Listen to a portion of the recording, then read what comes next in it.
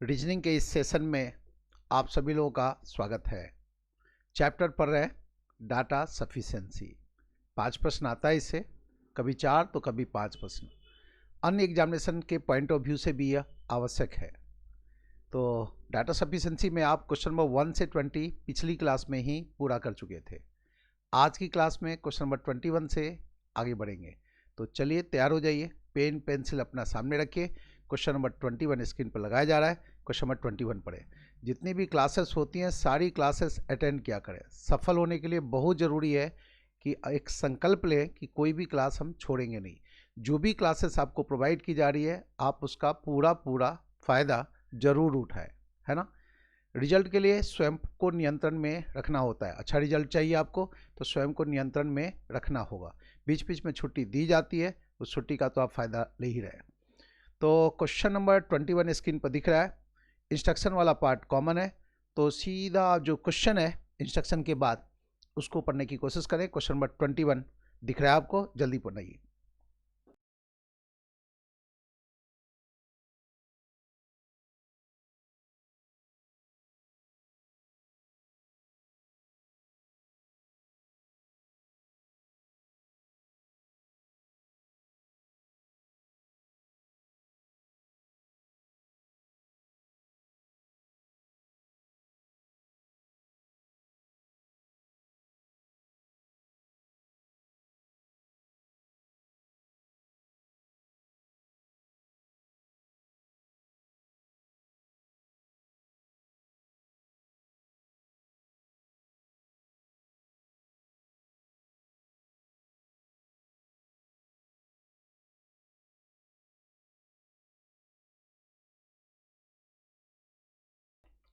Question number 21 बनाना है।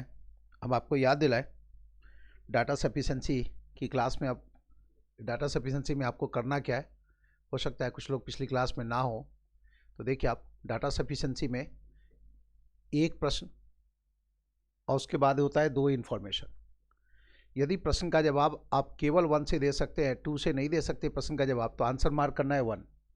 यदि प्रश्न का जवाब केवल 2 से दे सकते हैं, 1 से नहीं दे सकते, तो आंसर मार्क करना है 2। यदि प्रश्न के जवाब के लिए दोनों इन्फॉर्मेशन अकेले अकेले सफिशिएंट है तो आंसर मार्क करना है 3। यदि प्रश्न का जवाब 1 से नहीं हो सकता, 2 से भी नहीं हो सकता, दोनों को जोड़ दें, जोड़ के भी हम प्रश्न का जवाब नहीं दे सकते, तो आंसर मार्क करेंगे 4। यदि प्रश्न का जवाब हम 1 से नहीं दे सकते, 2 से नहीं दे सकते, लेकिन दोनों को जोड़ दें तो प्रश्न का जवाब यदि दिया जा सकता है तो आंसर मार्क करना है 5। यही लिखा हुआ है इंस्ट्रक्शन वाले पार्ट में। कैसे बढ़ेंगे क्वेश्चन के जवाब के लिए एक बार फिर से सुन लें। प्रश्न पढ़ेंगे और उसके बाद पढ़ेंगे हम इन्फॉर्मेशन नंबर 1। प्रश्न पढ़ेंगे और उसके बाद पढ़ेंगे इन्फॉर्मेशन नंबर 1। 1 या तो सफिशिएंट होगा या 1 सफिशिएंट नहीं होगा। स्थिति ऐसी ही आएगी, या तो 1 सफिशिएंट मिलेगा या 1 सफिशिएंट नहीं होगा। फिर 2 को चेक करेंगे। यदि 2 सफिशिएंट नहीं मिला तो आंसर हो जाएगा 1, और यदि आप पाते हैं 2 भी सफिशिएंट है तो इसका मतलब आंसर होगा 3, चूंकि दोनों इंडिपेंडेंटली सफिशिएंट हो गया। प्रश्न पढ़े और स्थिति ऐसी आई कि जो फर्स्ट है वो सफिशिएंट नहीं है, तो इशारा मिल गया कि आंसर होगा 2, 5 या 4 होगा। प्रश्न पढ़े और स्थिति ऐसी कि 1 सफिशिएंट नहीं है तो इसका मतलब आंसर 2, 5 या 4 होगा। अब हम 2 को चेक करेंगे। यदि 2 सफिशिएंट मिला तो आंसर 2, और यदि 2 भी सफिशिएंट नहीं मिला तो स्थिति ऐसी आ गई, यदि 1 सफिशिएंट नहीं है और 2 भी सफिशिएंट नहीं मिला तो इसका मतलब हो गया कि आंसर 5 या 4 आएगा। अब हम दोनों को जोड़ करके प्रश्न का जवाब दे पाएंगे। यदि जवाब दे पाए दोनों को जोड़ने के बाद तो आंसर 5, और यदि दोनों को जोड़ने के बावजूद जवाब नहीं दे पाए तो आंसर मार्क करेंगे 4। समझ रहे। तो चलिए क्वेश्चन नंबर 21 स्क्रीन पर फिर से दिखा रहे हैं, जल्दी से 21 सॉल्व करें।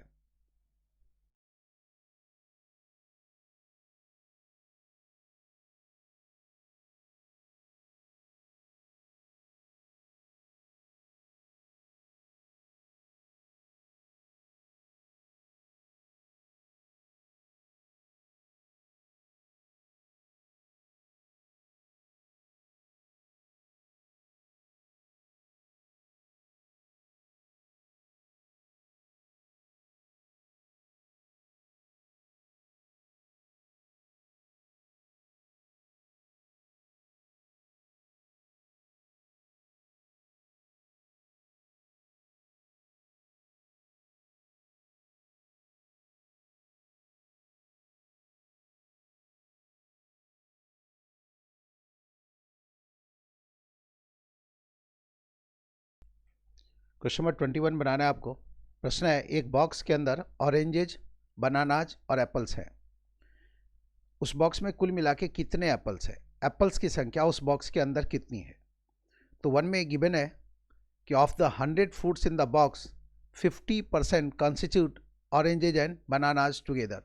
कि बॉक्स में कुल मिला के जो 100 फ्रूट्स हैं उनमें से 50% मतलब आधे जो हैं वो बनानाज और ऑरेंज है, और 100 में से 50 बनाना और ऑरेंज है, तो मतलब बाकी का जो 50 है वो क्या है? तो जवाब है एप्पल है। तो आप कह सकते हैं कि क्वेश्चन नंबर 21 में जो इन्फॉर्मेशन नंबर 1 है वो प्रश्न के जवाब के लिए सफिशिएंट है। 1 सफिशिएंट है प्रश्न के जवाब के लिए। ठीक है, अब हम 2 को देखेंगे। इन्फॉर्मेशन नंबर 2 में आइए। 2 में लिखा हुआ है बॉक्स के अंदर जो 50% है जो फ्रूट्स हैं वो एप्पल्स है। देखिए आप, 50% जो फ्रूट्स है बॉक्स में वो एप्पल है, सेकंड में लिखा हुआ है। लेकिन सेकंड में यह मेंशन नहीं है कि उस बॉक्स में कुल मिला के फ्रूट्स की संख्या कितनी है। बस सेकंड में बस इतना लिखा हुआ है ना कि जो फ्रूट्स है उसके आधे जो है वो एप्पल्स है, लेकिन सेकंड में इस बात का जिक्र नहीं है कि फ्रूट्स की कुल संख्या कितनी है। सेकंड मतलब केवल सेकंड से, तो केवल 2 को देखें तो हम प्रश्न का जवाब नहीं दे सकते। केवल 2 से क्या जानना जरूरी है? 2 में यह होना जरूरी है कि उस बॉक्स में कुल मिला के फ्रूट्स की संख्या कितनी है। तभी तो आपको ये पता चला ना कि 50% एप्पल्स है, लेकिन किसका 50%? बेस फिगर तो चाहिए। सेकंड में बेस फिगर नहीं है। मान लीजिए सेकंड में लिखा होता है कि बॉक्स में कुल मिला के 200 फ्रूट्स है और आधे जो है वो एप्पल्स है, तो 50% एप्पल्स है, तो 200 का 50% 100 हो जाएगा। लिखा होता है कि 100 फ्रूट्स हैं उस बॉक्स में, तो सेकंड में भी इस बात का जिक्र होता है कि 100 फ्रूट्स है, 50% एप्पल है, तो 50 एप्पल हो जाएगा। सेकंड में ये मेंशन नहीं है कि फ्रूट्स की कुल संख्या कितनी है, लेकिन 1 में ये मेंशन है कि फ्रूट की कुल संख्या 100 है, और उसमें जो 50% है वो बनानाज, उसमें कुल मिला के 3 तरह के फ्रूट्स है, क्वेश्चन पार्ट में दिया हुआ है, और वो 2 फ्रूट्स मिलकर के 50% है। तो फर्स्ट से ये क्लियर है कि उसमें जो बाकी 100 का 50% मतलब 50 एप्पल्स है, लेकिन सेकंड से प्रश्न का जवाब नहीं दे पाए। तो 21 का आंसर क्या? तो जवाब है 1। अब आप 22 पढ़िए। क्वेश्चन नंबर 22 पढ़े। क्वेश्चन नंबर 22 है, एक प्लेग्राउंड है जिसका एरिया है 1600 स्क्वायर मीटर। आपको बताना है इस प्लेग्राउंड का पेरीमीटर क्या है। ठीक है, मैथ से रिलेटेड प्रश्न है। आप इसे यहाँ पर रीजनिंग में देख रहे हैं, तो आप इसे मैथमेटिकल रीजनिंग के प्रश्न के रूप में देख लें। तो प्लेग्राउंड जिसका एरिया 1600 स्क्वायर मीटर है, उस प्लेग्राउंड का पेरीमीटर क्या है? तो 1 में लिखा हुआ है कि it is a perfect square playground, मतलब जो प्लेग्राउंड है उसका शेप कैसा है? वर्गाकार है। तो यदि 1 की बात करें, यदि हम 1 का इस्तेमाल करते हैं और हमें पता चल गया कि जो प्लेग्राउंड है वो स्क्वायर शेप में है, मतलब स्क्वायर का एरिया दिया हुआ है क्वेश्चन पार्ट में 1600, पेरीमीटर चाहिए, तो 1 से हम प्रश्न का जवाब दे सकते हैं। कैसे? वो देखिए, 22 में बताया गया कि एरिया है किसी प्लेग्राउंड का वो है 1600 मीटर स्क्वायर, और चाहिए क्या? पेरीमीटर बताना है। ठीक है, अब क्वेश्चन पार्ट में ये मेंशन नहीं है कि जो प्लेग्राउंड है किस शेप का है, लेकिन 1 में ये स्पष्ट किया गया कि जो प्लेग्राउंड है वो स्क्वायर शेप में है, वर्गाकार है। मतलब ये स्क्वायर का एरिया कैसे कैलकुलेट करते हैं? साइड इनटू साइड करते हैं, और एरिया गिवन है, तो जब हम एरिया का रूट कैलकुलेट करेंगे, पता चल गया ना स्क्वायर है तो साइड मिल जाएगा, और जब साइड मिल जाएगा तो हम 4 को s से गुना कर देंगे, 4 मल्टीप्लाई बाय साइड करेंगे तो पेरीमीटर मिल जाएगा। मतलब यह देखिए 1600 का रूट करेंगे तो 40 होगा स्क्वायर का साइड, और 40 का 4 टाइम्स करेंगे तो पेरीमीटर मिल जाएगा कितना? 160 मिल जाएगा ना। देखिए 1600 का रूट करेंगे तो 40 मिला साइड के रूप में, साइड मल्टीप्लाई बाय 4 करेंगे तो 40 इंटू 4 कितना? 160, तो पेरीमीटर मिल जाएगा 160 मीटर। तो आप कह सकते हैं 1 से हम प्रश्न का जवाब दे सकते हैं। अब आइए सेकंड को पढ़िए। आप सेकंड में जो इन्फॉर्मेशन है उसको देखिए। क्या लिखा हुआ है कि इस प्लेग्राउंड के फेंसिंग में कॉस्टिंग आता है 3200 रुपीज़, 20 रुपीज़ पर मीटर की दर से रेट दिया हुआ है, और टोटल फेंसिंग का जो कॉस्ट है वो दिया हुआ है। फेंस का मतलब होता है, फेंसिंग मतलब हो गया घेरा लगाना, किनारे किनारे जो बाउंड्री, किनारे किनारे जो प्रोटेक्शन वाल बनाते हैं उस टाइप से जो घेरा तैयार करते हैं उसको फेंसिंग कहते हैं। तो जो घेरा तैयार करेंगे उसका टोटल कॉस्टिंग आता है 3200, और वो भी कैसे? 20 रुपीज़ पर मीटर के हिसाब से। ख्याल रखें, कॉस्ट ऑन फेंसिंग हम कैसे कैलकुलेट करते हैं? कॉस्ट ऑन फेंसिंग हम कैसे कैलकुलेट करते हैं? फेंसिंग पर जो कुल मिला के खर्च आता है इसे हम कैसे कैलकुलेट करते हैं? तो ध्यान रहे, कॉस्ट ऑन फेंसिंग बराबर होता है पेरीमीटर, पेरीमीटर मतलब परिमिति, multiply by rate of fencing, rate of fencing मतलब फेंसिंग का जो रेट है उससे पेरीमीटर को हम गुना कर देते हैं, ठीक है। फेंसिंग का जो कॉस्ट है उसका जो रेट है उससे गुना करते हैं पेरीमीटर को, तो क्या मिल जाता है, कॉस्ट ऑन फेंसिंग। अब आप देखिए कॉस्ट ऑन फेंसिंग आपको गिवन है 3200, पेरीमीटर को मान लीजिए पी का दें और रेट दिया हुआ है 20 रुपीज़ पर मीटर, तो हम पी बता सकते हैं कैसे, तो 3200 में 20 से डिवाइड कर देंगे, तो पी बराबर हो जाएगा 3200 डिवाइडेड बाय 20, ये बराबर हो गया 160। तो सेकंड से भी हम प्रश्न का जवाब दे सकते हैं। आपको ये जवाब तक जाने की जरूरत नहीं थी, आपको बस ये देखना था कॉस्ट ऑन फेंसिंग हम कैलकुलेट कैसे करते हैं, पेरीमीटर को रेट से गुना करते हैं, और जब हमारे पास ये दिया हुआ है तो हम आराम से पेरीमीटर बता सकते हैं। हमें तो बस ये देखना है कि प्रश्न का जवाब दिए गए इन्फॉर्मेशन से दे सकते हैं या नहीं, जवाब तक जाने की कोशिश नहीं करना है। ये नहीं कि हम पेरीमीटर कैलकुलेट करने लगे, यहाँ तो बस समझाने के लिए हम कैलकुलेट किए, लेकिन आपको ऐसा नहीं करना है। आपको तो बस देखना है कि जो इन्फॉर्मेशन गिवन है वो प्रश्न के जवाब तक हमें पहुँचा देगा या नहीं, है ना। तो 1 भी सफिशिएंट है और 2 भी सफिशिएंट है, और जो दोनों अकेले अकेले सफिशिएंट है तो हम आंसर क्या मार्क करेंगे, तो जवाब है हमारा आंसर होगा 3। इन्फॉर्मेशन पार्ट में लिखा हुआ है जब दोनों इन्फॉर्मेशन अकेले अकेले सफिशिएंट हो तो आंसर मार्क करना है 3। अब आप क्वेश्चन नंबर 22 के बाद 23 पढ़िए। 23 नंबर प्रश्न आपको स्क्रीन पर दिख रहा है ना, क्वेश्चन नंबर 23 दिख रहा है, जल्दी से क्वेश्चन नंबर 23 पढ़ें।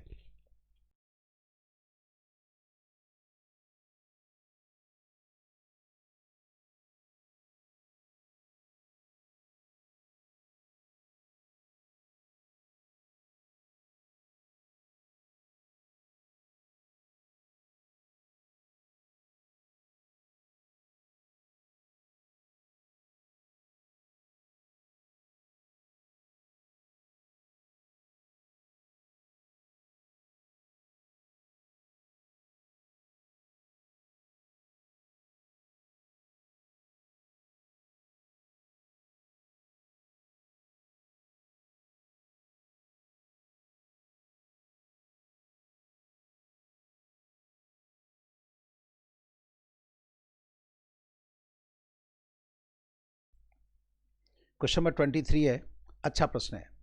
ABCD ये 4 लोग हैं, इनका जो प्रोजेक्ट प्रेजेंटेशन था वो लगातार 4 दिनों तक था। कॉन्सिक्यूटिव का मतलब ही हो गया लगातार, लेकिन जरूरी नहीं है कि उसी ऑर्डर में जिस ऑर्डर में इनका नाम दिया हुआ है। प्रश्न है सी का जो प्रेजेंटेशन था वो कब था। तो क्वेश्चन पार्ट में आपके पास इतनी जानकारी है, ABCD इन 4 लोगों का जो प्रेजेंटेशन है लगातार 4 दिनों तक था, लेकिन जरूरी नहीं कि जिस ऑर्डर में इनका नाम है उसी ऑर्डर में था। और सी का प्रेजेंटेशन कब था ये बताना है, on which day did she make his presentation, ठीक है। तो 1 में देखें तो फर्स्ट प्रेजेंटेशन जो था वो 23 को था, ट्यूसडे दिन था, और उसके बाद था डी का प्रेजेंटेशन, लिखा हुआ है ना, the first presentation was made on 23 Tuesday and was followed by these presentation. मतलब पहला प्रेजेंटेशन 23 को था, दिन था ट्यूसडे, और उसके बाद था डी का प्रेजेंटेशन। तो 1 में जो जानकारी मिली वो क्या है, फर्स्ट प्रेजेंटेशन 23 को था, दिन था ट्यूसडे, तो देखिए फर्स्ट प्रेजेंटेशन जब 23 को था, पहला प्रेजेंटेशन, इंफॉर्मेशन नंबर 1 में हमें ये जानकारी है कि जो फर्स्ट था वो था 23 को। इसका मतलब जो सेकंड था, थर्ड था, और जो फोर्थ था, लगातार 4 दिन, तो लगातार 4 तारीख लगातार भी आएगा, 23, 24, 25, 26 को प्रेजेंटेशन था। ये ट्यूसडे था तो वेडनेसडे, थर्सडे, और ये था फ्राइडे। यहाँ था, ठीक है। तो 1 में जो जानकारी है वो इतनी जानकारी। हाँ, इसके बाद था डी का प्रेजेंटेशन। फर्स्ट प्रेजेंटेशन जो था वो 23 को था, दिन था ट्यूसडे, और इसके बाद था डी का प्रेजेंटेशन। 1 में इतनी जानकारी है, लेकिन इन जानकारियों के बावजूद हम ये नहीं बता सकते 1 की बदौलत कि सी का प्रेजेंटेशन कब था। सी का प्रेजेंटेशन कब था स्थिति स्पष्ट नहीं है। तो चलिए सेकंड में चलते हैं। 1 से तो प्रश्न का जवाब नहीं दे सकते, ये तय हो गया। सेकंड में लिखा हुआ है कि ए का जो प्रेजेंटेशन था वो 25 को नहीं था, और ए और बी के बीच में एक व्यक्ति का प्रेजेंटेशन था। देखिए आप, सेकंड में जो इन्फॉर्मेशन है वो ये कि 25th वाला जो प्रेजेंटेशन है वो ए का नहीं था। एक तो ये जानकारी है, साथ ही साथ ये भी जानकारी है सेकंड में कि ए और बी के बीच में एक व्यक्ति का प्रेजेंटेशन था। ए और बी के बीच में एक व्यक्ति का प्रेजेंटेशन था, मतलब ए का प्रेजेंटेशन, उसके बाद एक व्यक्ति का प्रेजेंटेशन और फिर बी का। यह ऑर्डर उल्टा भी हो सकता है कि बी का प्रेजेंटेशन, फिर एक व्यक्ति का प्रेजेंटेशन और फिर ए का प्रेजेंटेशन। तो सेकंड में जो जानकारी है वो ये है। इस जानकारी से आप ये तो नहीं कह सकते ना कि सी का प्रेजेंटेशन कब था, क्योंकि प्रश्न यही है कि सी का प्रेजेंटेशन कब था। तो ना तो 1 अकेले सफिशिएंट है, ना ही 2। अब दोनों को जोड़ने की नौबत आई है। आपको बताया गया है डाटा सफिशिएंसी में 2 स्टेटमेंट को हम तभी जोड़ेंगे जब दोनों अकेले अकेले सफिशिएंट नहीं होगा। फिर से सुने, डाटा सफिशिएंसी में हम 2 स्टेटमेंट को तभी जोड़ेंगे जब दोनों अकेले अकेले सफिशिएंट नहीं होगा। दो में से कोई भी एक स्टेटमेंट यदि अकेले सफिशिएंट होगा तो हम इसे जोड़ नहीं सकते, समझ रहे हैं। तो फिलहाल तो ये भी सफिशिएंट नहीं और ये भी सफिशिएंट नहीं है। अब हम इनको जोड़ेंगे। 25 का जो प्रेजेंटेशन है वो ए का प्रेजेंटेशन नहीं था, ये हमें पता चल चुका है इससे, है ना। और ए और बी के बीच में एक व्यक्ति का प्रेजेंटेशन था। यदि हम यहाँ ए लिखेंगे तो यहाँ बी लिखना पड़ेगा, यदि आप यहाँ ए लिखते हैं तो यहाँ बी लिखना पड़ेगा। चूंकि ए और बी के बीच में एक व्यक्ति का प्रेजेंटेशन था तो हम ए यहाँ भी नहीं लिख सकते, क्योंकि यहाँ ऑलरेडी ये जगह डी ऑक्यूपाई कर रहा है, यहाँ पर डी को ही रखना हमें। तो ए यहाँ नहीं लिख सकते, ए यहाँ नहीं लिख सकते, तो आप कहेंगे कि ए यहाँ लिख सकते हैं। और ए और बी के बीच में एक व्यक्ति का प्रेजेंटेशन था तो इसका मतलब बी यहाँ है। तो अब ये तय हो गया कि अब ये जो एकमात्र जगह बचा है ये सी के प्रेजेंटेशन के लिए। तो सी का जो प्रेजेंटेशन था वो कब था, 26 को था। ये 1 और 2 दोनों को जोड़ने के बाद ये जो इन्फॉर्मेशन मिला आपको 1 और 2 दोनों की सहायता से, 1 और 2 दोनों को जब जोड़ दिए तो प्रश्न का जवाब दे पाए कि जो सी का प्रेजेंटेशन था वो 26 को था और उस दिन था कौन सा, फ्राइडे। क्योंकि पहला प्रेजेंटेशन ट्यूसडे को है, प्रश्न में दिया हुआ है, इन्फॉर्मेशन गिवन है, ट्यूसडे, वेडनेसडे, थर्सडे, फ्राइडे, है ना। तो मिल गया सी का प्रेजेंटेशन कब था। तो 23 का आंसर क्या होगा, चूंकि प्रश्न का जवाब दोनों को जोड़ के दे पाए हैं इसलिए आंसर क्या होगा, तो जवाब है 5। 23 का आंसर होगा 5। अगले प्रश्न में आइए, क्वेश्चन नंबर 24 आपको दिख रहा है, जल्दी से 24 बनाएं। 24 नंबर प्रश्न बनाना है, जल्दी करें।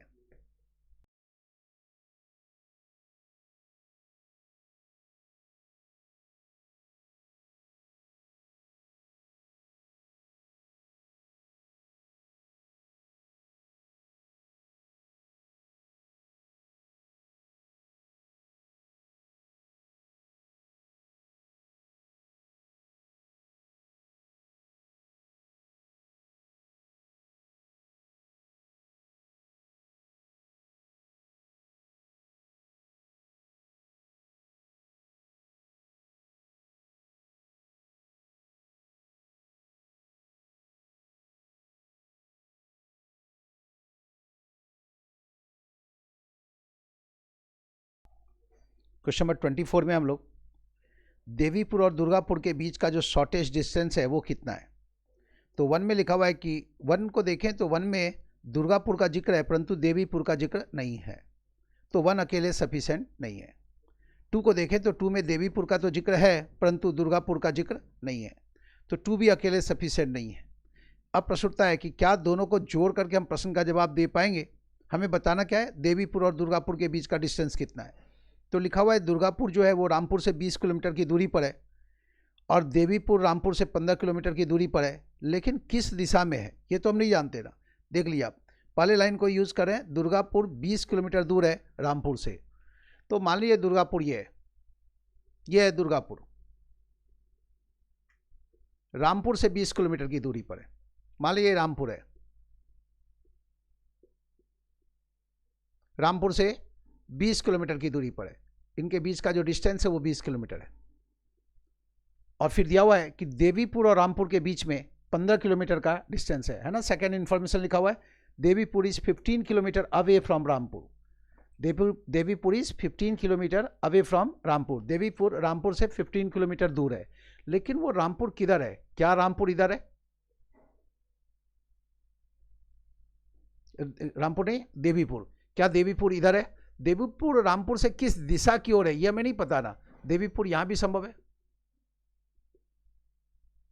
हो सकता है देवीपुर यहां हो सकता है देवीपुर 15 किलोमीटर की दूरी पर यहां हो सकता है देवीपुर यहीं हो सकता है देवीपुर यहां हो। तो देवीपुर रामपुर से 15 किलोमीटर के रेडियस पर कहीं भी हो सकता है। दिशा संबंधी जानकारी का अभाव है। तो क्वेश्चन नंबर 24 में दोनों इन्फॉर्मेशन को जोड़ करके भी हम प्रश्न का जवाब नहीं दे सकते।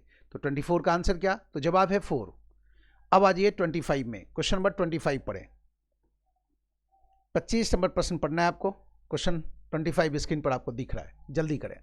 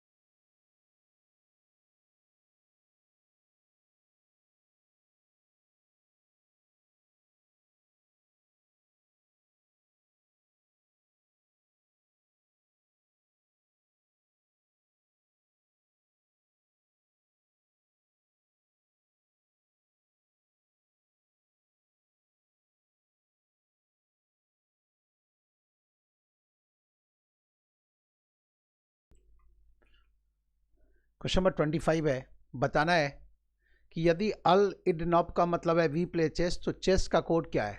तो ये तो तय है कि चेस का कोड इन्हीं तीन में से कोई एक है, लेकिन कौन सा है फिलहाल नहीं जानते। अब इडनिम नॉप का मतलब है वी आर ऑनेस्ट। तो यदि आप इसको और इसको कंपेयर करें तो नॉप दोनों में शामिल है और वी दोनों में शामिल है। तो क्वेश्चन पार्ट और 1 से आपको ये पता चल जाएगा कि ये नॉप का कोड क्या है।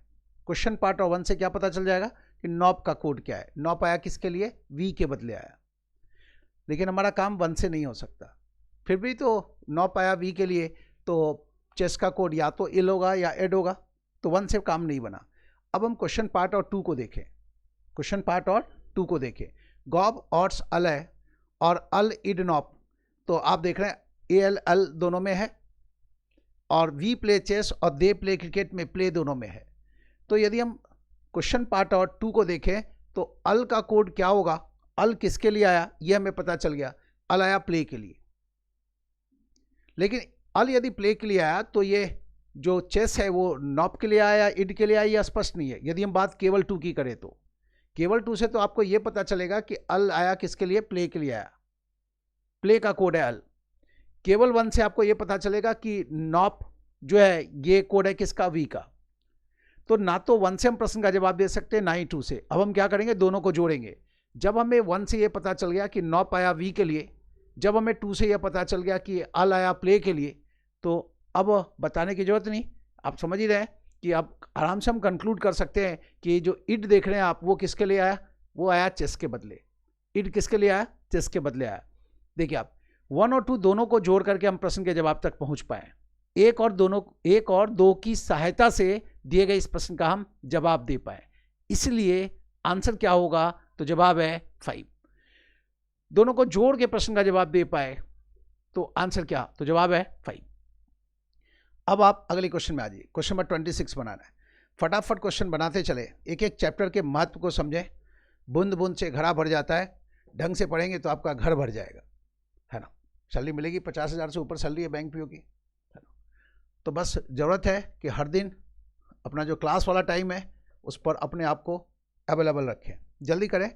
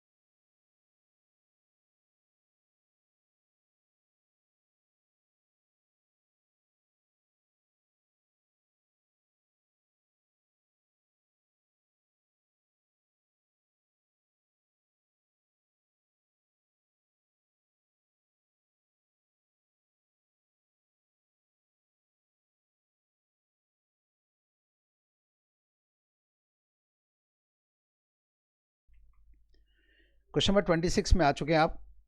क्वेश्चन नंबर 26 में प्रश्न है, you must submit your application within 10 days from the date of release of this advertisement. What is the exact date before which the application must be submitted. फिर से देखें, you must submit your application within 10 days from the date of release of this advertisement. मतलब advertisement जिस date को release हुआ है उसके 10 दिन के अंदर एप्लीकेशन सबमिट करना है। अब प्रश्न है कि वो एग्जैक्ट डेट क्या होगा जिससे पहले तक एप्लीकेशन सबमिट हो जाना चाहिए। तो इन्फॉर्मेशन नंबर 1 है कि जो एडवर्टाइजमेंट है वो रिलीज हुआ 18 फरवरी को। 18 फरवरी को ये एडवर्टाइजमेंट आया। अब देखना है ये 10 दिन कब तक होता है ना। क्वेश्चन नंबर 26 में 18 फरवरी को ये एडवर्टाइजमेंट रिलीज हुआ, ठीक है। 18, 19, 20, 21, 22, 23, 24, 25, 26, 27, 10 है ना, तो 18 में 9 जोड़ दें। 10 है तो 18 में क्या करेंगे, 9 जोड़ देंगे, तो ये 27 हो गया। देखिए अब 18, 19, 20, 21, 22, 23, 24, 25, 26, 27, 10 दिन है ना, तो एक कम करके जोड़ें। 18 में 9 जोड़ेंगे तो 27 हो गया। हो गया यहाँ तक 10 दिन। देख लीजिए आप, सामने ही है, सारा लिखने की जरूरत नहीं, आप ऐसे डॉट डालते हुए बढ़ जाएं। 18, 19, 20, 21, 22, 23, 24, 25, 26, 27, 23 से आना है तो 18 में 10 दिन लिखा हुआ है ना, तो 18 में 9 जोड़ दिए, मतलब 27 तक एप्लीकेशन सबमिट कर देंगे तो ठीक है, वो एक्सेप्ट होगा। इसके बाद यदि एप्लीकेशन सबमिट करेंगे तो वो एक्सेप्ट नहीं होगा, क्योंकि जो 10 डेज का टाइम है वो यहाँ पूरा हो गया। क्लियर मामला। अब 1 से हम प्रश्न का जवाब दे सकते हैं। अब आप सेकंड को देखिए, सेकंड में जो इन्फॉर्मेशन है उसे देखें। सेकंड में लिखा हुआ है it was a leap year. अब इसकी ज़रूरत नहीं है। सेकंड में क्या लिखा हुआ है, it was a leap year. Second में इसकी ज़रूरत नहीं है, क्यों, 27 ही है। और आगे गया होता ना तो फिर ये जानना जरूरी होता है कि फरवरी में 28 दिन होगा या 29 दिन, समझ रहे हैं। तो फिलहाल सेकंड की ज़रूरत नहीं है। अब ये जो प्रश्न देख रहे हैं, कहने को तो ये प्रश्न डाटा सफिशिएंसी का है, लेकिन जो कॉन्सेप्ट इसमें इस्तेमाल हो रहा है उसका किसका है, वो कैलेंडर का ही है। डेट, टाइम एंड कैलेंडर से रिलेटेड कॉन्सेप्ट है ना, ठीक है। और कैलेंडर चैप्टर पढ़ा है ना, ठीक है। जब भी मुझे मौका मिल रहा है हम आपको वो सारा चीज़ पढ़ाते जा रहे हैं। फिर आपको याद दिलाए कि 10 बजे से सेशन चल रहा है हम लोग का, वो क्लॉक वाला। क्लॉक से रिलेटेड जो भी कॉन्सेप्ट है वो आपका कॉन्सेप्ट क्लियर करते चल रहा है। 2 क्लासेस हो चुकी है, आज क्लॉक वाली तीसरी क्लास होगी। अपनी उपलब्धता बनाए रखिए। बहुत दुख होता है जब ये देखते हैं कि बस उसमें 1 लोग देख रहे हैं या 2 लोग वॉच कर रहे हैं। ऐसा ना करें, क्योंकि मेहनत लगता है और हम आप ही के लिए वो सारा चीज़ कर रहे हैं, है ना। तो आपका उपलब्ध होना बहुत ज़रूरी है, ठीक है। तो ये नहीं कि 10 बजे और नींद लेने चले गए, ऐसा नहीं। 11 बजे तक वो क्लास अटेंड कर लिया करें, ठीक है। तो फिलहाल देखिए क्वेश्चन नंबर 26 में थे, कैलेंडर से रिलेटेड कॉन्सेप्ट था। कैलेंडर भी पूरा डिटेल्स में पढ़ाए हैं, है ना, उसका क्वेश्चंस भी कराए हम आपको, तो उसको भी कवर करते चले। क्वेश्चन नंबर 26 में फाइनली आंसर क्या, 1, केवल 1 सफिशिएंट है। सेकंड से हम प्रश्न का जवाब नहीं दे सकते, केवल 1 सफिशिएंट है, आंसर होगा 1। अब आ जाइए अगले प्रश्न में, क्वेश्चन नंबर 27 में। फटाफट बनाते चलिए बिना कोई देरी किए।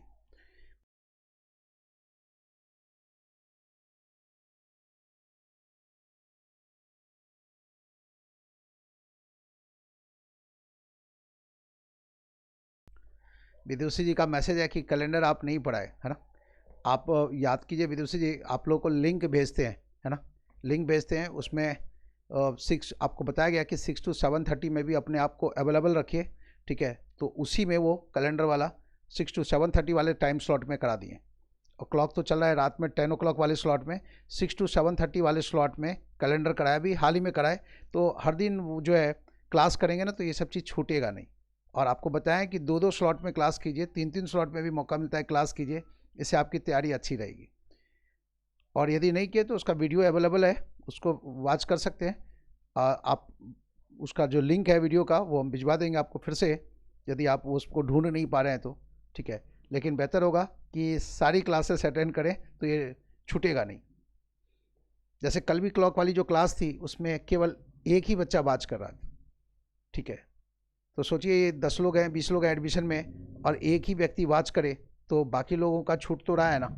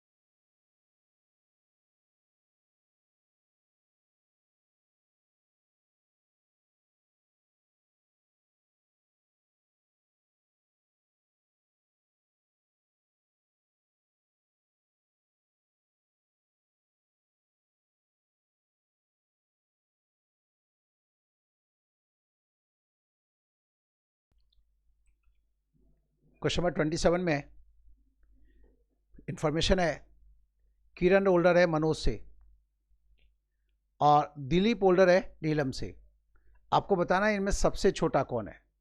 तो प्रश्न वाले हिस्से में तो इतनी जानकारी दी गई है, प्रश्न वाले हिस्से को देखें तो सबसे छोटा कौन है, तो या तो मनोज है सबसे छोटा या फिर नीलम सबसे छोटी है, क्योंकि किरण तो बड़ी है मनोज से और दिलीप बड़ा है नीलम से।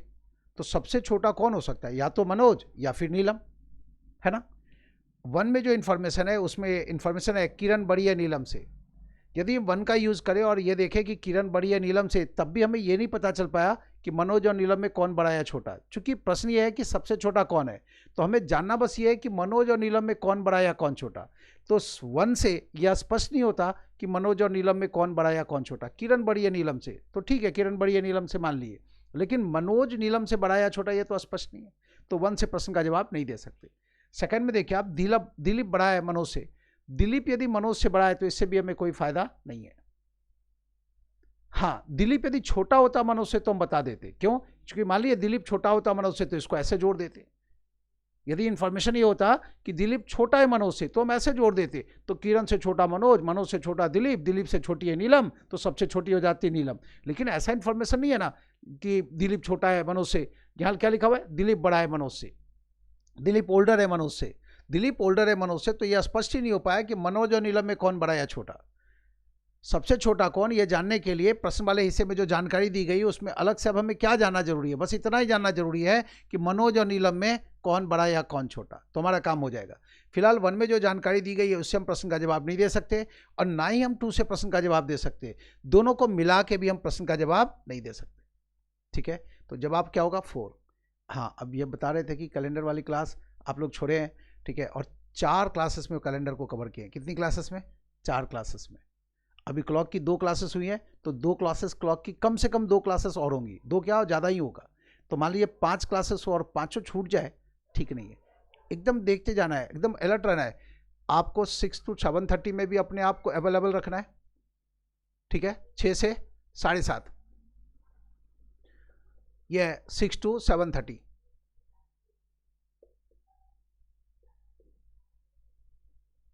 ठीक है। 8 to 9:30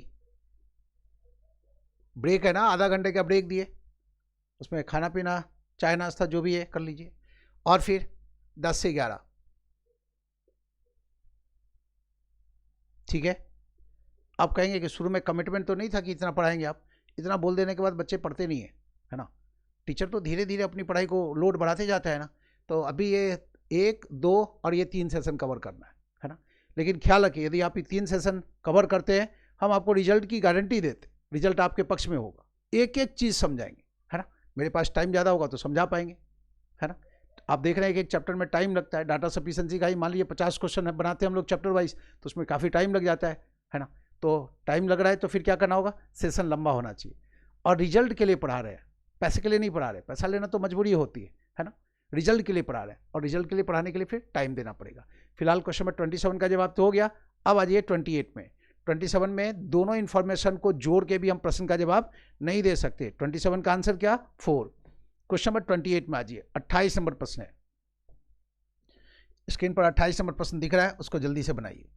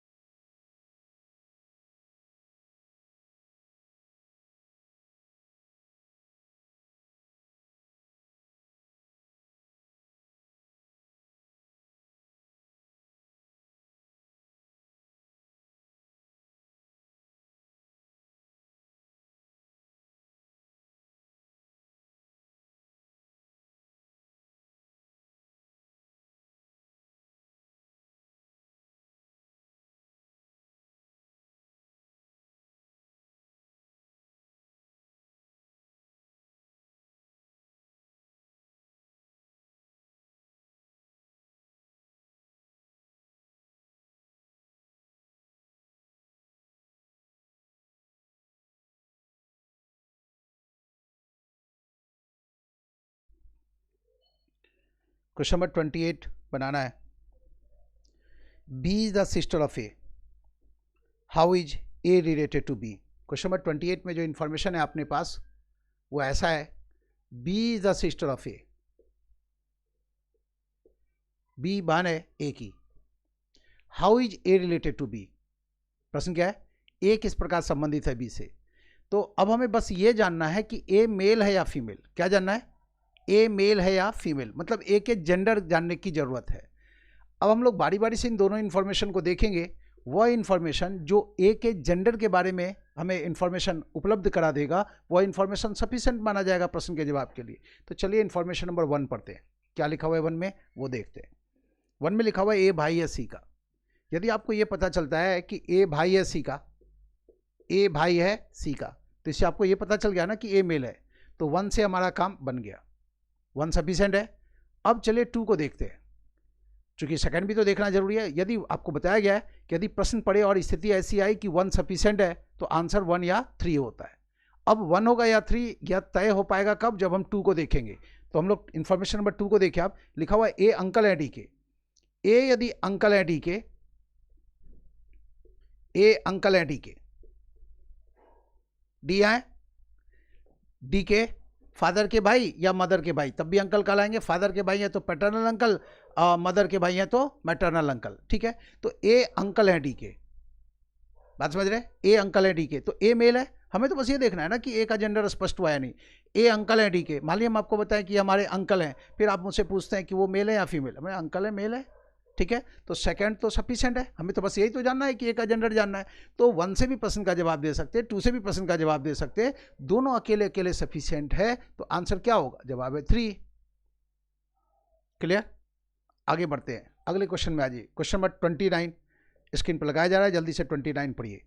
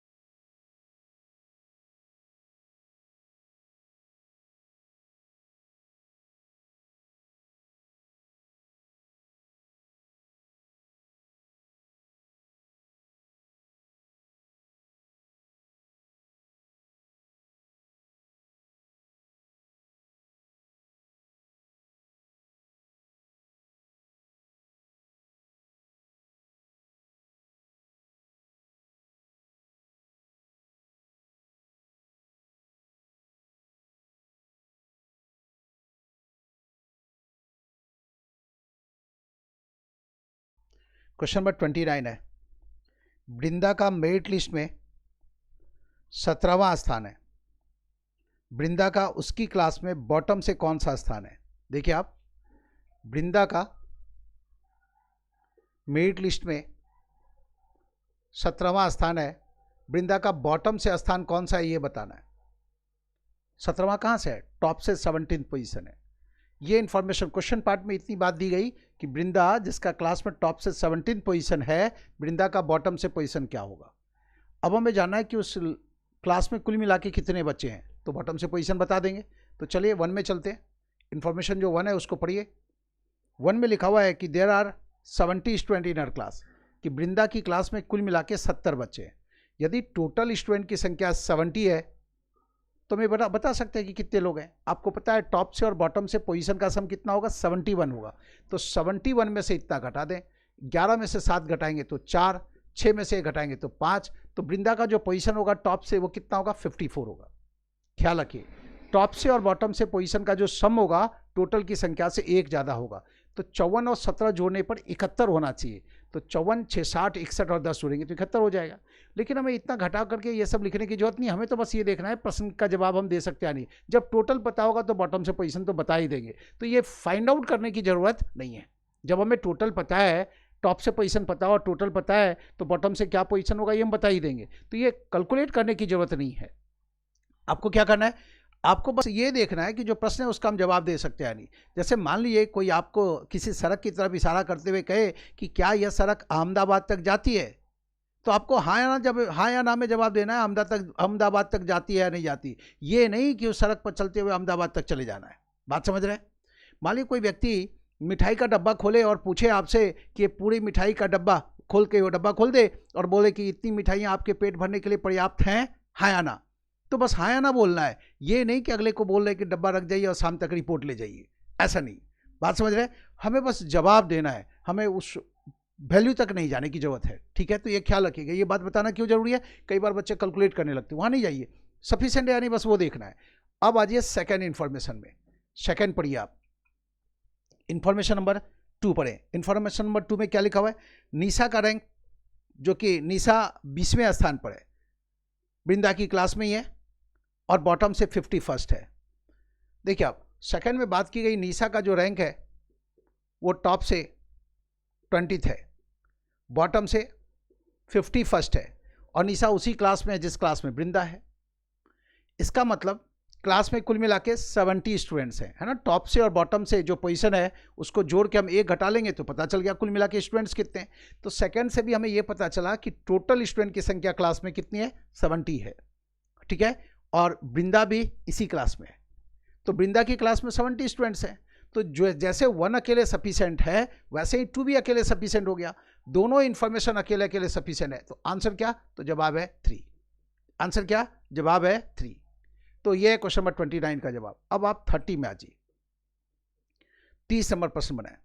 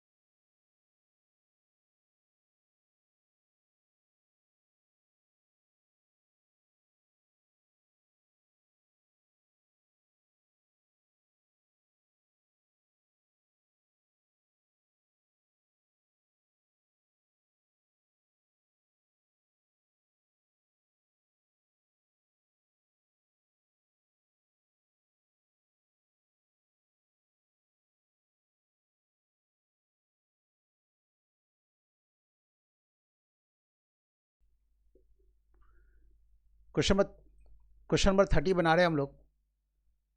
मंदर टॉलर है सुनील से और रघु शॉर्टर है अभिषेक से।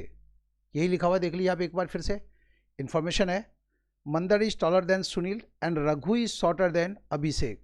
Who among them is the shortest. इनमें से शॉर्टेस्ट कौन है ये बताना है, सबसे छोटा कौन है ये बताना है। ठीक है, पढ़ लिए। सबसे छोटा कौन है? मंदर से छोटा सुनील है, अभिषेक से छोटा रघु है, सबसे छोटा कौन है? अब आप इंफॉर्मेशन नंबर 1 देखिए। आप 1 में क्या लिखा हुआ है? 1 में इंफॉर्मेशन है रघु छोटा है मंदर से। 1 में आपके पास जानकारी है कि जो रघु है वो मंदर से छोटा है।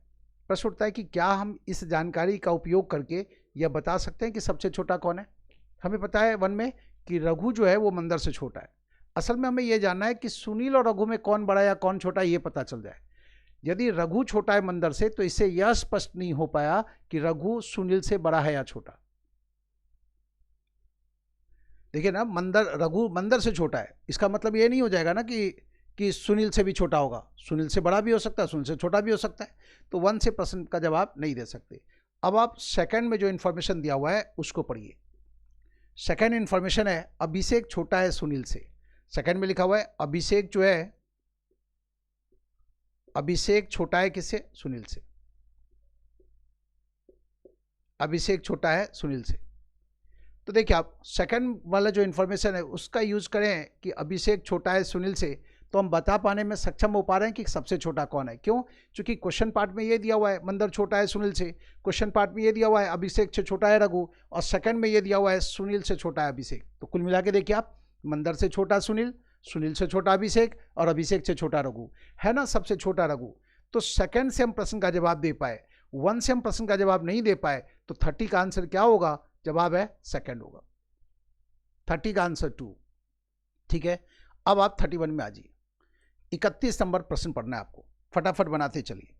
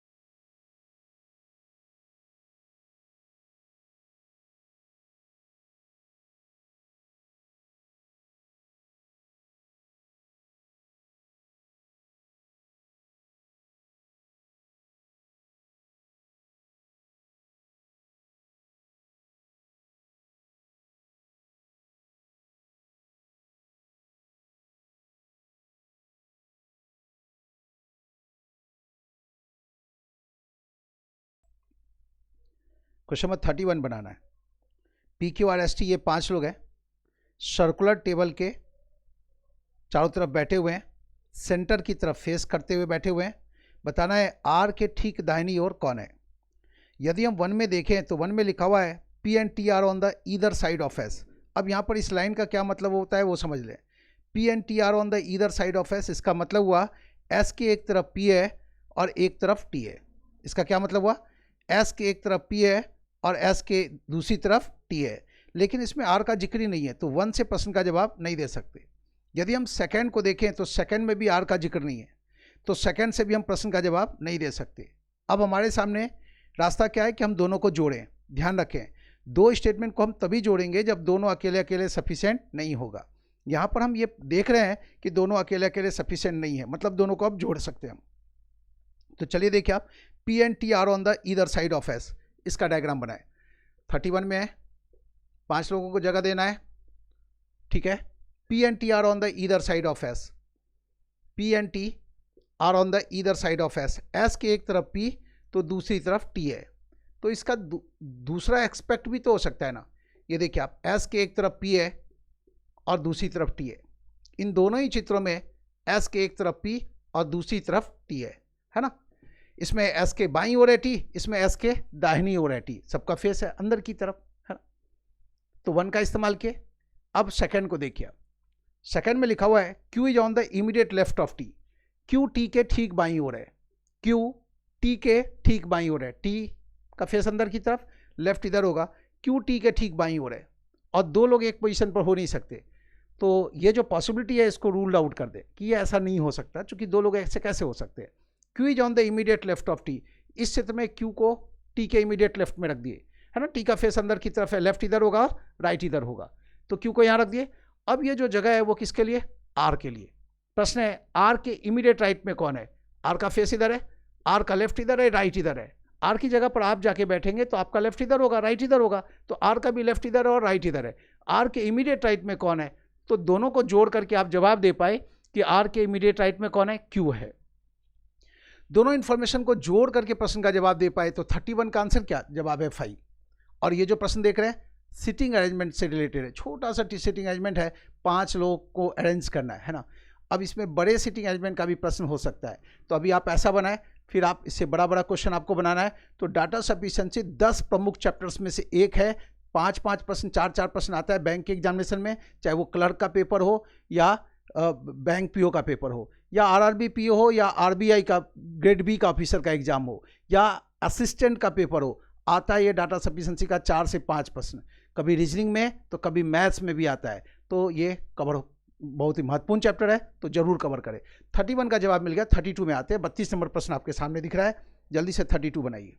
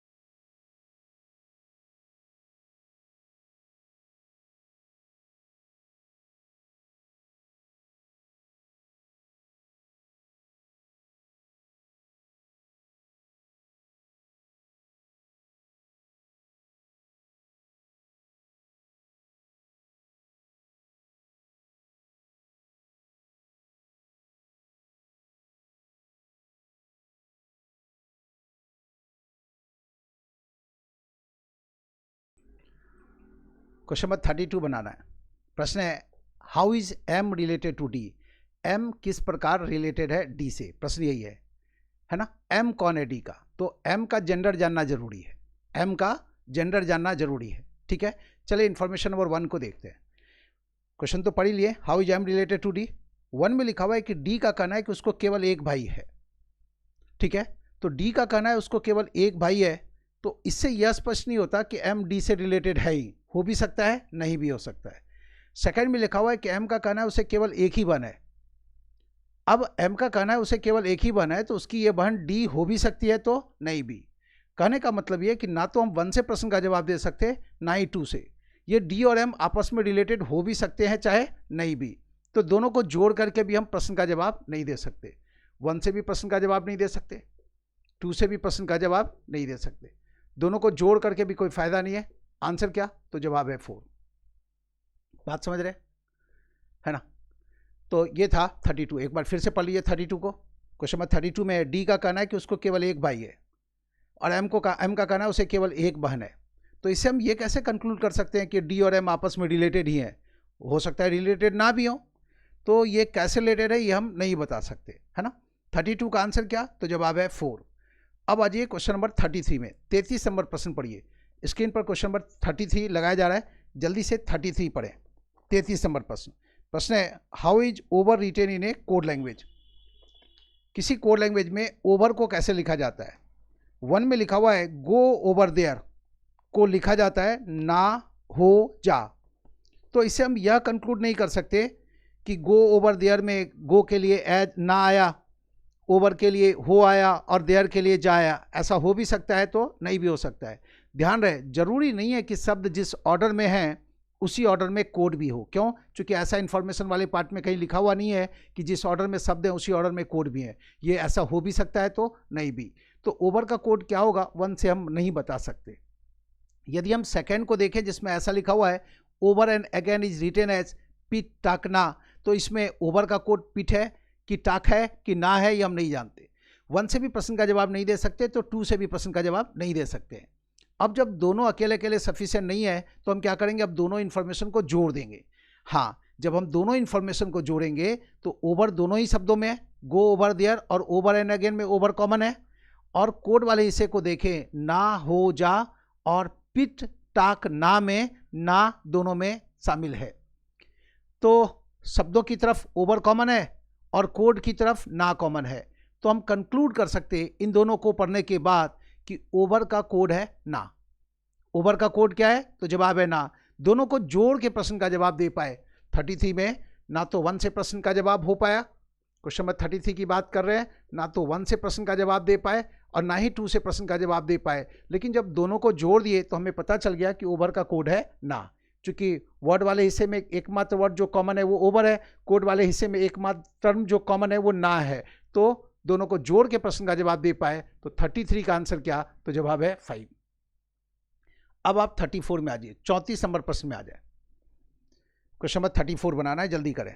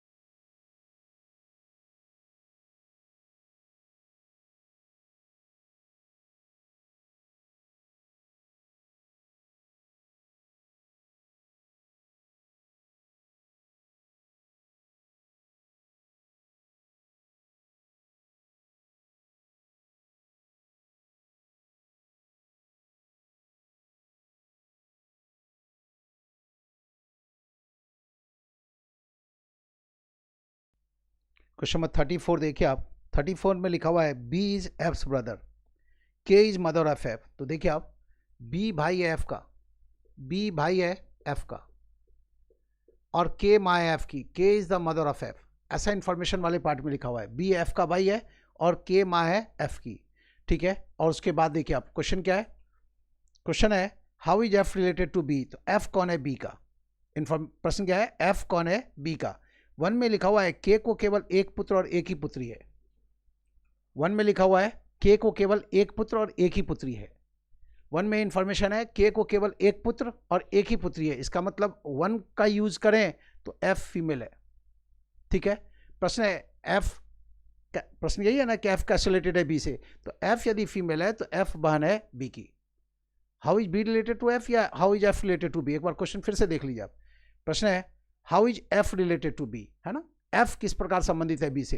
तो 1 का यदि यूज करें कि के को केवल एक ही पुत्र और एक ही पुत्री है, तो इसका मतलब एफ पुत्री है के की, और एफ यदि पुत्री है के की तो एफ बहन है बी की। 1 से प्रश्न का जवाब दे सकते हैं। अब ये पता चल गया 1 सफिशिएंट है, लेकिन 1 से जो इन्फॉर्मेशन इसमें आप जोड़े हैं उसको हटा दीजिए, क्योंकि अब 2 को देखेंगे। तो चलिए अब 2 को देखते हैं। 2 में जो इन्फॉर्मेशन वो देखिए, B is the only son of M who has 2 children. 2 में क्या लिखा हुआ है, बी एकमात्र पुत्र है एम का, बी एकमात्र पुत्र है एम का जिसे 2 बच्चे, बी एकमात्र पुत्र है एम का जिसे 2 बच्चे। एम को यदि 2 बच्चे हैं और बी एकमात्र पुत्र है तो फिर क्या है, एफ क्या है, एफ पुत्री है एम की। मान लीजिए हम आपको अपने घर लाते हैं और हम अपने एक बेटे से परिचय कराते हैं कि ये मेरा एकमात्र पुत्र है, फिर हम अपने दूसरे बेटे से परिचय करा के बोले ये हमारा एकमात्र पुत्र है, तो आप बोलेंगे ना अभी थोड़ी देर पहले एकमात्र पुत्र था तो वो व्यक्ति अलग था, फिर ये भी एकमात्र पुत्र, ऐसे कैसे हो सकता है? एकमात्र मतलब केवल एक। तो बी एम की दो संतान है और बी एकमात्र पुत्र है एम का, मतलब जो दूसरी संतान है वो पुत्र नहीं है, पुत्री है। ठीक है, तो सेकंड से भी आपको ये पता चल गया कि एफ फीमेल है, और एफ फीमेल है मतलब एफ बहन है बी की। तो सेकंड से भी हम प्रश्न का जवाब दे पाए, फर्स्ट से भी जवाब दे पाए, स्थिति ऐसी बनी है, तो आंसर हो गया 3। 35 में आइए, 35 नंबर प्रश्न बनाना है। Question number 35।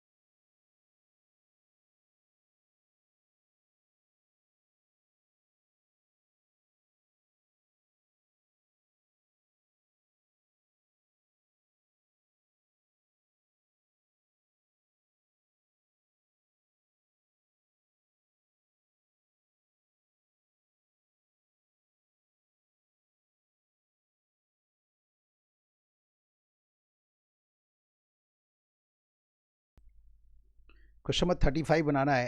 Among M T R D and B, each one of them having different weight, who is the third from top when they are arranged in descending order of their weights? इन ये पांच लोग हैं, M T R D और B, इन सभी का जो वजन है वो अलग अलग है। टॉप से तीसरा स्थान किसका आएगा यदि वजन के अनुसार इनको घटते हुए क्रम में सजाया जाए? वजन के अनुसार इन्हें यदि घटते हुए क्रम में सजाया जाए तो टॉप से तीसरा पोजीशन किसका आएगा ये बताना है। ध्यान रहे इसमें पांच लोग हैं, एम टी आर डी और बी। अब वन को देखिए आप, वन में लिखा हुआ है R is heavier than M and T but lighter than B. R heavier है एम और टी से, लेकिन लाइटर है किससे? बी से। गौर से देखिए वन में कहीं भी डी का जिक्र नहीं है, बिना डी के हम प्रश्न को कैसे सॉल्व कर सकते हैं?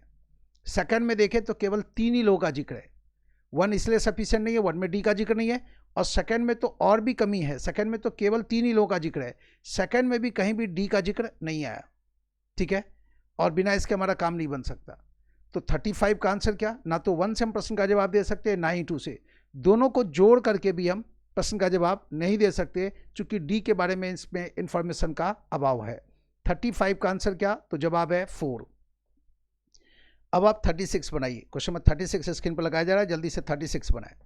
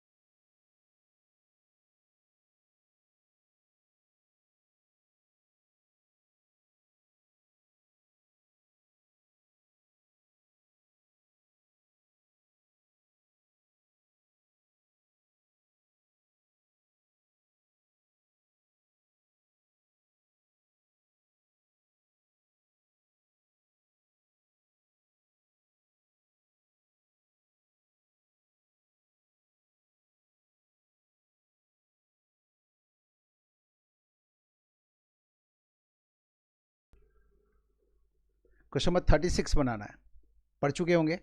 36 में प्रश्न है how is B related to H. B कौन है एच का, बी किस प्रकार संबंधित है एच से। तो बी का जेंडर होना अत्यंत आवश्यक है। तो देखिए आप 1 में क्या लिखा हुआ है, एच की जो माँ है, एच की जो माँ है वो बी के पिता के पुत्र की, एच की जो माँ है वो बी के पिता के, एच की जो माँ है वो बी के पिता के पुत्र, बी के पिता के पुत्र की बहन है, एच की माँ। यहां लिख देते हैं। 1 में जो इंफॉर्मेशन है वो ऐसा है, देखिए आप, एच की जो माँ है वो बी के पिता, ये हो गए बी के पिता के पुत्र की बहन है, कौन, एच की माँ। तो 1 से हम ये नहीं बता सकते कि बी कैसे रिलेटेड एच से,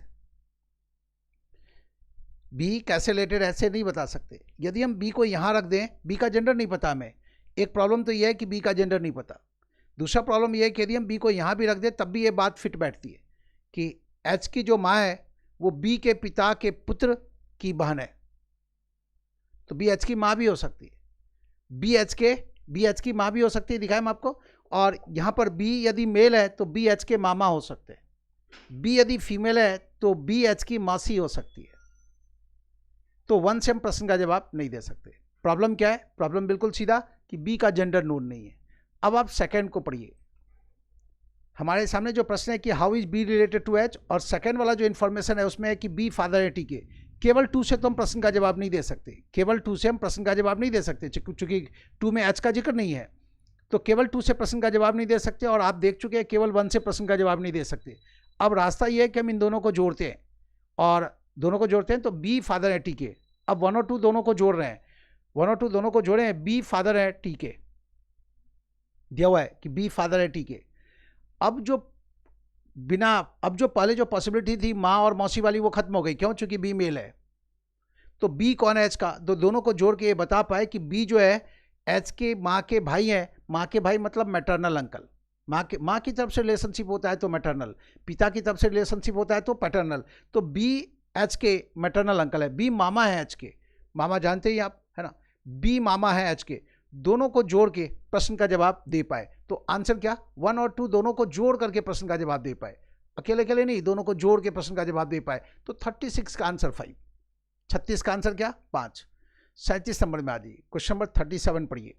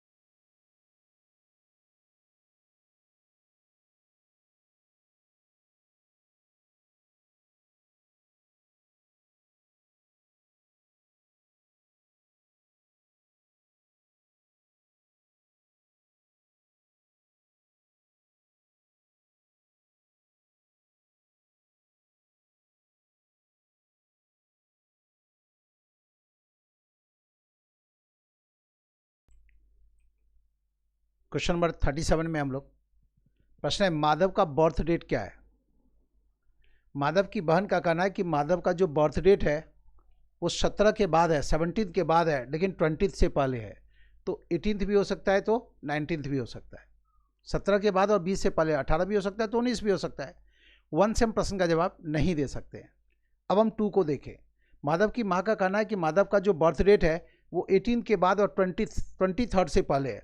तो 19, 20, 21, 22 ये चार डेट आ रहा है इस बीच में।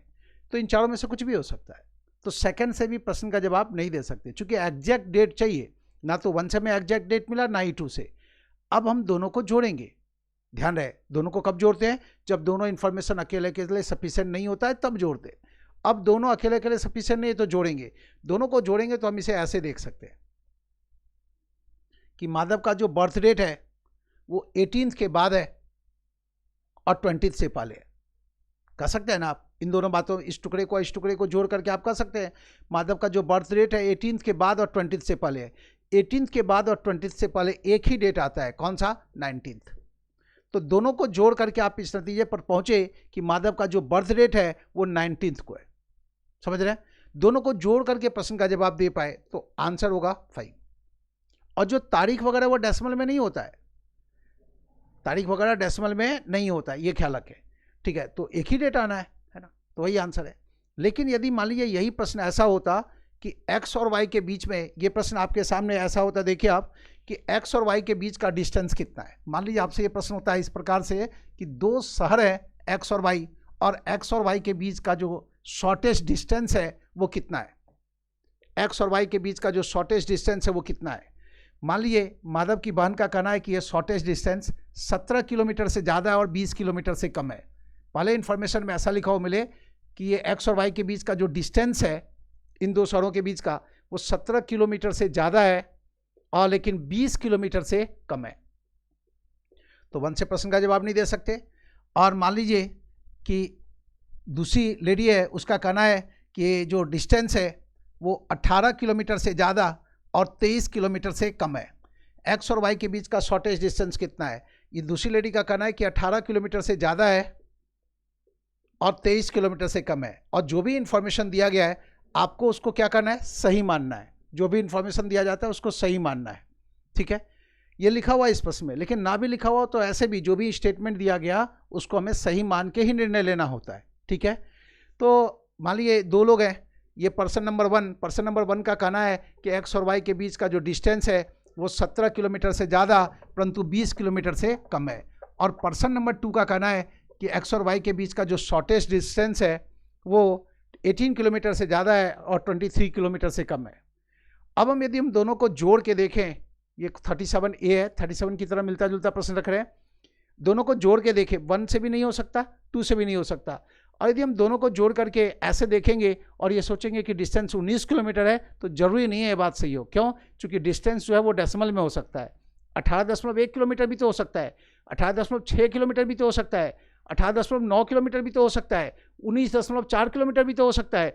इसके और इसके बीच में तो असंख्य फिगर हो सकता है। कितना? अनगिनत फिगर हो सकता है। तो अब यदि हम ये सोचने लगें कि दोनों को जोड़ के बता देंगे 19 किलोमीटर होगा, ऐसा नहीं है। किसी भी दो शहर के बीच का जो डिस्टेंस है वो पूरा किलोमीटर में होता है, ऐसा भी तो कोई फंडा है नहीं। तो ऐसी अवस्था में दोनों को जोड़ के भी प्रश्न का जवाब नहीं दे पाते, और प्रश्न यदि ऐसा मिला तो आंसर 4 होगा। लेकिन फिलहाल जो आपके इस पेपर में प्रश्न था उसमें क्या तारीख की बात हो रही है, और तारीख डेसिमल में नहीं होता, तारीख डेसिमल में नहीं होता। तो वैसे अवस्था में क्या है कि वो तो ठीक है, वहाँ तो आंसर 5 हो गया। लेकिन ऐसा प्रश्न यदि रहता तो आंसर क्या होता? जवाब होता 4। 37 था, अब आप 38 बनाइए। क्वेश्चन नंबर 38 स्क्रीन पर लगा रहे हैं, जल्दी से 38 बनाएं।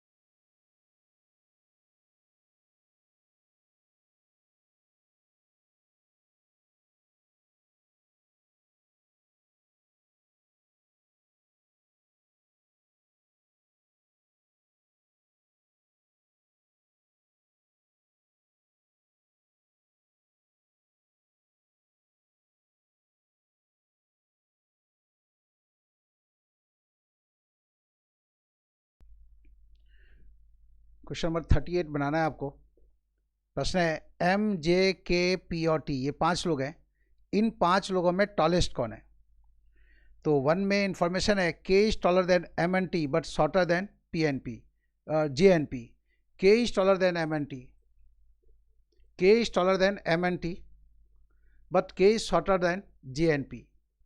के टॉलर है एम और टी से, लेकिन के शॉर्टर है किससे? जे और पी से। ठीक है, 1 में ऐसा इन्फॉर्मेशन है। टॉलेस्ट कौन है हमें ये बताना है। तो अब जे और पी में कौन टॉलर है ये तो हम नहीं जानते।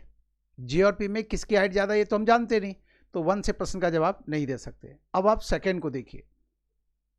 सेकंड में तो केवल पी का जिक्र है, तो केवल 2 से भी हमारा काम नहीं होगा। केवल 2 से भी प्रश्न का जवाब नहीं दे सकते। लेकिन अब चलिए 1 और 2 को जोड़ेंगे। 1 में जो कुछ देख रहे हैं तो वो तो बोर्ड पर दिखाई दिया हम आपको। सेकंड में लिखा हुआ है P is not the tallest. अब सेकंड को इसमें लाके जोड़ेंगे, लिखा हुआ है P is not the tallest, P tallest नहीं है, तो इसका मतलब जे टॉलेस्ट है, क्योंकि बाकी तो टॉलेस्ट हो नहीं सकते। पी और जे में ही उलझन थी, पी टॉलेस्ट नहीं है, इसका मतलब जे टॉलेस्ट है। 1 और 2 दोनों को जोड़ने के बाद हम इस नतीजे पर पहुंचे कि जे टॉलेस्ट है। और 38 का आंसर क्या? चूंकि हम दोनों को जोड़ के प्रश्न का जवाब दे पाए, इसलिए आंसर क्या? 5। इतनी बात समझ गए? तो क्वेश्चन नंबर 1 से लेकर 38 पूरा हो गया। बाकी जो बचा हुआ प्रश्न है उसको आप बना के रखिएगा। ठीक है।